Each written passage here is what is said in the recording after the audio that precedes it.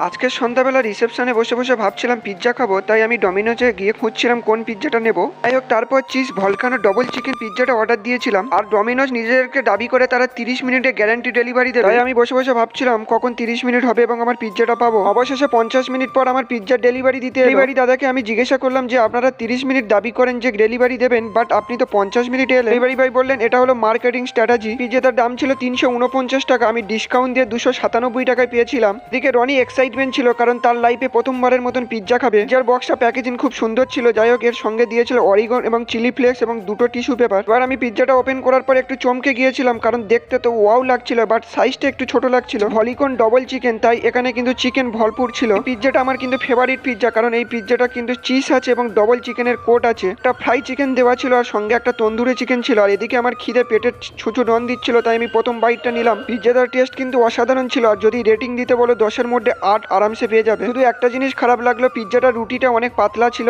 আর delivery দেরি দেওয়ার জন্য একটু ঠান্ডা হয়ে গেছিল।